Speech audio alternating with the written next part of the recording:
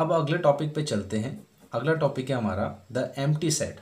अब हम देखेंगे कि कुछ अलग अलग टाइप्स के आपके पास सेट्स होते हैं, उनके नाम हैं। जैसे कि पहला आपके पास सेट है वो है एम्प्टी सेट। और एम्प्टी सेट होता क्या है? एम्प्टी का जैसे मतलब भी आपको पता चल रहा है कि आपके पास एम्प्टी का मतलब है खाली सेट। अब खाली से मतलब क्या होता है? अगर कोई चीज़ खाली है तो उसका सेट कैसे हो सकता है? ठीक है, ये भी तो एक क्वेश्चन है। अगर कोई चीज़ खाली है, उसके अंदर अगर आपके पास कुछ है ही नहीं, तो वो सेट कैसे बन सकता है? ठीक है, और उसकी ज़रूरत कैसे पड़ती है? तो चलिए देखते हैं इसकी ज़रूरत कैसे पड़ेगी हमें। अब आपके पास एक सेट बिल्डर फॉर्म में लिखा हुआ है, देखेंगे। X is such that x is a student of class 11th presently studying in a school. तो एक्स एक स्टूडेंट है जो कि प्रेजेंटली एक स्कूल में पढ़ रहा है। ठीक है, तो इसको आप सेट बना सकते हैं। आपको क्या लगता है कि आप इससे सेट बना सकते हैं कि कोई एक स्टूडेंट है जो कि क्लास 11th में पढ़ रहा है किसी स्कूल में, तो इसका आप सेट बना सकते हैं, बिल्कुल बना सकते हैं। आप वहाँ जाइए स्कूल में और आप उसका सेट बना लेंगे, तो वो स्टूडेंट का सेट क्या हो जाएगा? एक स्टूडेंट जो कि स्कूल में पढ़ रहा है। ठीक है, अब इसी चीज़ को अगर हम दूसरे उसमें देखें, एक दूसरा सेट है बी, जहाँ की x is such that x is a student presently studying in both classes 10th and 11th। अब आपको क्या लगता है, ऐसा हो सकता है कि कोई बच्चा जो हो वो 10th में भी पढ़ रहा हो और 11th में भी पढ़ रहा हो? तो ऐसा तो पॉसिबल नहीं है। ठीक है, अब जब ये पॉसिबल नहीं है तो हम इसको लिखेंगे कैसे? तो इसीलिए इसको क्या कहा जाता है? आपका एम्प्टी सेट कहा जाता है, क्योंकि बी के अंदर कोई भी एलिमेंट नहीं है। So no element in set B. तो सेट बी के अंदर कोई भी एलिमेंट नहीं है, तो इसलिए इसको क्या कहा जाता है?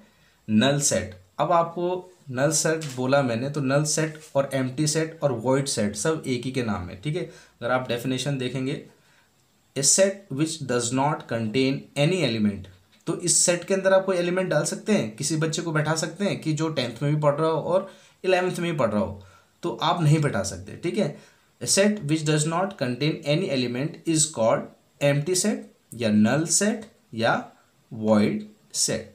ठीक है, एम्प्टी सेट को आप इस तरीके से लिख सकते हैं। क्लियर हो गया? तो ये भी आपको समझ में आ गया एम्प्टी सेट क्या होता है। चलिए इसके कुछ एग्जाम्पल देखते हैं, जिससे थोड़ा सा और आइडिया अच्छा हो जाएगा। पहला एग्जाम्पल है, देखेंगे हमारे पास कि लेट करते हैं कि a equals to x is such that जो x है is greater than 1 and less than 2। ठीक है, और x is a natural number. ठीक है, अब देखिए इसका ये सेट बिल्डर फॉर्म में इसका सेट बनाने की कोशिश करते हैं। जो x है वो आपका 1 से बड़ा है और 2 से छोटा है। अब नेचुरल नंबर भी होना चाहिए, तो अगर हम नेचुरल नंबर लिखें 1 2 3, अब कोई ऐसा नेचुरल नंबर है जो इससे बड़ा हो और इससे छोटा हो? कोई भी नहीं है। तो इसलिए आप क्या कहेंगे कि then a is the empty set. Simple है, क्योंकि बिकॉज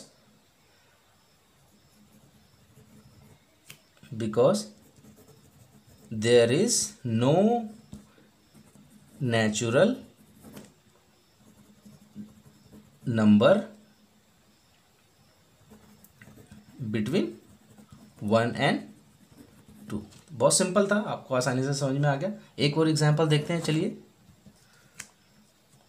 सपोज एक बी है हमारे पास सेट, जहाँ की क्या है, x is such that x square equal x square minus 2 equals to 0 and x is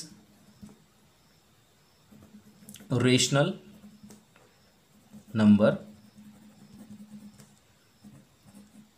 अब इसको अगर आप सॉल्व करें तो क्या होगा? आपके पास x की वैल्यू क्या आ जाएगी? आपके पास क्या ये सेटिस्फाई करेगा इस कंडीशन को कि जो x है वो ये आपके पास ये x इस तरीके से है कि x square minus 2 equal to 0 के होगा, और जो x होगा वो एक रेशनल नंबर भी होगा। तो अगर आप x square minus 2 equal to 0 करेंगे सॉल्व, तो क्या आएगा आपके पास आएगा एक्स स्क्वायर इक्वल्स टू 2 और एक्स इक्वल्स टू आपके पास √2 आ जाएगा। पर इसने क्या कहा था कि एक्स क्या है आपके पास, रेशनल नंबर आए। तो ऐसा तो कोई भी इंफॉर्मेशन या एलिमेंट इसके अंदर है ही नहीं। तो जब इसके अंदर ऐसा कोई एलिमेंट नहीं है तो B is the empty set. समझ में आ गया, क्योंकि B does not contain any value of x which is rational. Clear हो गया, तो ये भी बहुत सिंपल था। ठीक है, अब हम आपके पास देखेंगे अगला टॉपिक क्या है। अगला है हमारे पास फाइनेट एंड इनफाइनेट। अब फाइनेट और इनफाइनेट सेट क्या होते हैं?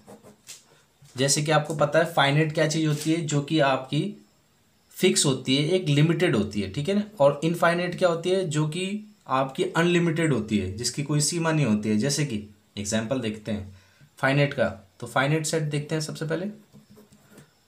सपोज मैंने कहा a इक्वल्स टू 1 2 3 4 5। तो ये क्या है, इससे क्या समझे आप? इसका मतलब ये है कि जो आपका सेट ए है उसके अंदर फर्स्ट 5 जो एलिमेंट्स हैं वो क्या हैं, फर्स्ट 5 नेचुरल नंबर्स हैं। और इसके अंदर कितने एलिमेंट्स हैं, 5 एलिमेंट्स हैं। ठीक है, अगर आप ऐसे दूसरा सेट लेते हैं उसमें आप लिखते हैं AEIOU, तो ये आपने बंद कर दिया। तो इसके अंदर कितने सेट, 6 एलिमेंट्स हैं। ठीक है, 6 एलिमेंट्स हैं। हम अगला देखते हैं, अगला सेट एक और एग्जांपल देखते हैं। जैसा देखिए set C, man living presently in different parts of the world. अब आप थोड़ा सा आपको अजीब सा लग रहा होगा कि जो मेंस हैं वो प्रेजेंटली पूरे वर्ल्ड में कितने रह रहे हैं। आपको लग रहा है आप काउंट तो कर सकते हैं, बट आपको पता है कि हर सेकंड पे क्या हो रहा है, पॉपुलेशन बढ़ती है ना। तो क्या इसको आप काउंट कर सकते हैं? क्या ये फिक्स है, जो नंबर ऑफ एलिमेंट जो सी के अंदर है, या ये आप काउंट कर सकते हैं? तो अब हम सेट सी का मैंने अभी आपको बताया, उसी तरीके से अगर आप इन तीनों को देखें, बट यहाँ पे ये थोड़ा सा डिफरेंट लग रहा है कि इसमें पॉपुलेशन तो हर टाइम बढ़ रही है, तो हम कैसे काउंट कर पाएंगे। बट आप एक चीज़ समझ सकते हैं कि ये काउंटेबल नंबर्स है। आप बढ़ रही है तो आप तब भी उसको क्या कर सकते हैं, काउंट कर सकते हैं।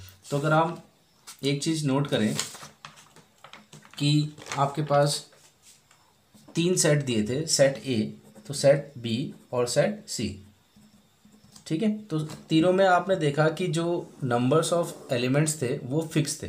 ठीक है ना, तो नंबर ऑफ एलिमेंट्स फिक्स थे। एक में 5 थे, 5 एलिमेंट्स थे। बी में 6 एलिमेंट्स थे और सी में भी फाइनाइट थे। ठीक है ना, आप इनको काउंट कर सकते थे। तो ये एग्जाम्पल हो गया आपके फाइनाइट सेट के, जिनके आप नंबर ऑफ एलिमेंट्स को फिक्स है, आप उनको काउंट कर सकते हैं। बट अगर आप में ए जो सेट था उसी को अगर मैं इस तरीके से लिख देता, a equals to such curly braces x is such that x is a natural number। अब x एक नेचुरल नंबर है, तो एक नेचुरल नंबर क्या होते हैं, 1 2 3, ये तो चलते रहेंगे, 4, ठीक है, 5 नेचुरल नंबर्स बोला है, कोई लिमिट तो दी नहीं है। तो इस तरीके का सेट क्या होगा आपका, इनफाइनाइट सेट। ये क्या हो जाएगा आपका, इनफाइनाइट सेट। ठीक है, तो ये भी आपको समझ में आ गया। अब कई बार क्या होता है, जब कोई डिस्टिंक्ट आपके जो फिक्स एलिमेंट्स होते हैं सेट के, तो उसको आप इस तरीके से भी लिखते हैं, उनको आप डिनोट करते हैं, जैसे कि NS। ठीक है, अब जैसे आपके पास ये एलिमेंट्स थे, तो आप इसे क्या लिख सकते हैं, NA इक्वल्स टू 5। तो जो नंबर ऑफ एलिमेंट थे सेट ए में वो कितने थे, 5। Number of element in set b were 6। ठीक है। Number of element in c क्या थे आपके पास, कुछ था, कोई नंबर रहा होगा, कुछ फाइनेट्स नंबर थे, फिक्स नंबर हैं जो आप उनको आप काउंट कर सकते हैं। ठीक है, क्लियर हो गया आपको कि क्या है इनका मतलब, किस तरीके से फाइनेट सेट होता है और इनफाइनेट सेट होता है और किस तरीके से आप उनको लिख सकते हैं। ठीक है, चलिए तो आगे देखेंगे। अब हम डेफिनेशन देखते हैं थोड़ा सा एम्प्टी सेट की क्या होती है, इसमें से देखेंगे क्या सीखने को मिलेगा हमें। तो डेफिनेशन है a set which is empty और consist of a definite numbers of elements is called finite. तो ऐसे सेट जो एम्प्टी हो, ये नई चीज़ आ गई एम्प्टी, और कंसिस्ट ऑफ डेफिनेट नंबर्स। तो डेफिनेट नंबर्स हमने देख लिया। अब ये एम्प्टी का मतलब क्या है, अब कोई अगर एम्प्टी है एलिमेंट तो वो फाइनेट कैसे होगा, सिंपल सी बात है। अगर मैंने अभी आपको पीछे एग्जांपल दिया था इस चीज़ का, याद है आपको कि इसमें कितने रेशनल नंबर्स होंगे, तो यहाँ से आपको सॉल्व करके ये आ रहा था, तो एम्प्टी सेट बन रहा था। अब एम्प्टी सेट जो होता है तो वो फिक्स, ठीक है, हमें उसके अंदर पता है कि कोई भी एलिमेंट नहीं है, तो ये चीज़ तो हमें फिक्स पता है ना कि वो एक तरीके से एम्प्टी है, खाली सेट है वो, तो इसका मतलब वो फाइनेट है। बट अगर आप कहें कि उसके अंदर नंबर ऑफ नेचुरल नंबर्स हैं तो वो कितने हैं ये हमें नहीं पता है, बट इसमें हमें पता है कि इसके अंदर कुछ नहीं है, तो इसलिए एम्प्टी सेट को भी आपका फाइनेट सेट कहा जाता है। तो जो आपका फाइनेट होते हैं सेट वो मैंने आपको समझा दिए। अब जो फाइनेट नहीं होते हैं तो उनको आप क्या कहा जाता है, इनफाइनेट सेट। तो सबसे पहले हम देखते हैं एग्जाम्पल फॉर फाइनेट सेट्स। तो मैंने ये ऑलरेडी आपको बता दिए, फिर भी देखते हैं चलिए। जैसे कि आपके पास है, लेट करते हैं, late W be the set of the days of the week। अब आपके पास जो W है, W क्या है, एक सेट है आपके पास जिसके अंदर की क्या है, डेज हैं, किसके, वीक्स के। अब आपको पता है वीक्स के डेज कितने होते हैं, वीक के डेज होते हैं 7 डेज। तो आपके पास डाटा क्या है, एलिमेंट्स कितने हो गए, फिक्स हो गए कि 7 डेज है, इसलिए जो आपका W हो गया वो क्या हो गया, आपका फाइनेट सेट हो गया। क्लियर हो गया। दूसरा एग्जांपल हम देखते हैं, let S be the set of solution of the equation x square minus 16 equals to 0। अब इसके जो सेट के जो सॉल्यूशन है क्या वो आपके फाइनाइट हैं या इनफाइनाइट हैं, तो जब आपको पता है इसके जब आप सॉल्यूशन निकालेंगे तो क्या आएंगे वो, अभी जो हमने पहले भी किया था एक्स स्क्वायर, आप इसको 4 का स्क्वायर लिख सकते हैं, और फिर जब आप इसे सॉल्व करेंगे तो आपका एक्स प्लस और एक्स माइनस का आ जाएगा, यहाँ से एक्स की वैल्यू 4 और एक्स की वैल्यू -4 आ सकती है, जो कि आपके पास फिक्स है। तो इसके जो एलिमेंट्स होंगे वो यही होंगे, तो इसका मतलब ये भी क्या है, फाइनाइट है, फिक्स है, ठीक है ना। इसके अलावा आपके पास इसके रूट्स नहीं है। तो क्लियर हो गया। अब तीसरा एग्जाम्पल एक और देख लेते हैं। एग्जाम्पल देखेंगे, let G be the set of point of the points on a line. अब किसी लाइन में कितने पॉइंट्स होंगे, क्या आप इसे काउंट कर सकते हैं, अनकाउंटेबल पॉइंट्स हो सकते हैं, तो इसलिए जो G हो गया वो क्या हो गया आपका, इनफाइनेट सेट। समझ में आ गया, क्लियर हो गया आपको फाइनाइट और इनफाइनाइट सेट। अब है हमारे पास अगला इक्वल सेट। जैसे कि नाम से ही पता चल रहा है कि दोनों जो सेट होंगे वो क्या होंगे, इक्वल होंगे, बट उसमें थोड़ा सा आप एक चीज़ ध्यान रखेंगे, जैसे कि कोई एलिमेंट है, सॉरी कोई आपके पास सेट है A, उसके अंदर एलिमेंट है 1 2 3, ठीक है, और दूसरा आपके पास सेट है B जिसके अंदर एलिमेंट है 1 2, आप इसे 3 2 1 लिख लीजिए, ठीक है। अब इक्वल सेट कब होता है, कब होता है, when elements in set A is present in set B, ठीक है, और b set element present in a, मतलब जो ए के जो एलिमेंट्स हैं वो बी में हो और बी के जो एलिमेंट्स हैं वो ए में हो, दोनों में होने चाहिए। अब आपने देखा होगा मैंने थोड़ा सा इसका सीक्वेंस चेंज किया, बट आपको पता है सीक्वेंस से कोई भी डिफरेंस नहीं आता है कि 1 इसमें भी है, 2 इसमें भी है, 3 इसमें भी है। तो इसको आप क्या लिख सकते हैं, set A equals to B. ठीक है, बहुत आसानी से समझ में आ गया इक्वल सेट क्या होता है। ठीक है, अब आप एक चीज़ अगर इसको मैं थोड़ा सा घुमाऊं तो आप देखेंगे कंफ्यूज होंगे कि नहीं होंगे। ये मैंने लिखा और दूसरा सेट मैंने लिखा,